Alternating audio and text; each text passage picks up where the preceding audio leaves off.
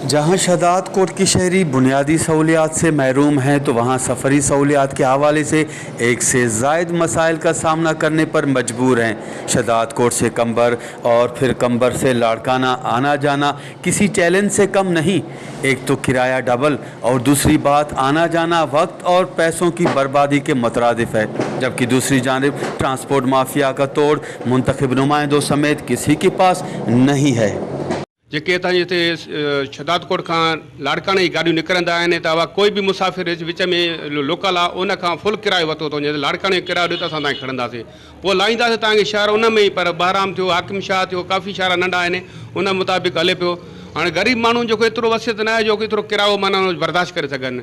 असां सिंध गवर्नमेंट खे अपील था कयूं त पीपल्स प्रोग्राम बस शुरू कयो आहे असांजो सिंध गवर्नमेंट। असां सिंध जो मिनिस्टर असां महिरबानी करे असांजे ज़िले जे लेवल ते असांखे सहूलियतूं ॾिननि, ग़रीबनि जूं परेशानियूं ख़तमु थियनि।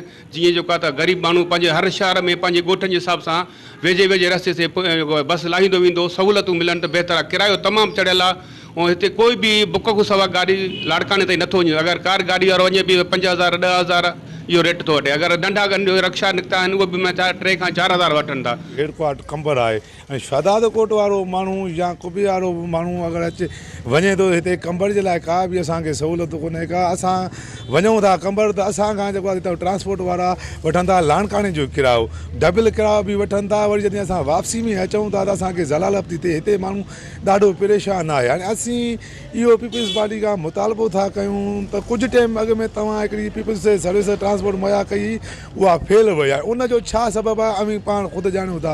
हाणे असांजे चवण जो मक़सदु इहो आहे त जेको कुबे खां अचे या जेको आहे त शहदाद कोट खां वञे DC ऑफिस में, उहो हितां डबल किरायो भरे वञे ऐं जेको आहे वरी जॾहिं वापसी अचे त उहो दरपदर थी वञे, उनखे ट्रांसपोर्ट न मिले, सुवारी न मिले, त उहो ॾाढो परेशान थो थी वञे।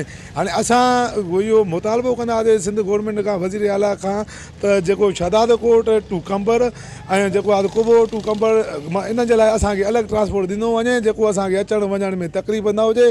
जबकि दूसरी जानिब शहरियों का वश न्यूज़ से बातचीत करते हुए मजीद कहना था कि सिंध सरकार की जानिब से कुछ वक्त कबल पीपल्स बस सर्विस से शुरू तो किया गया था, मगर ट्रांसपोर्ट माफिया की शैतानी प्लानिंग ने वो भी बंद करवा दिया। कैमरा टीम के साथ गुलाम अली ब्रावई, वश TV शहदाद कोट।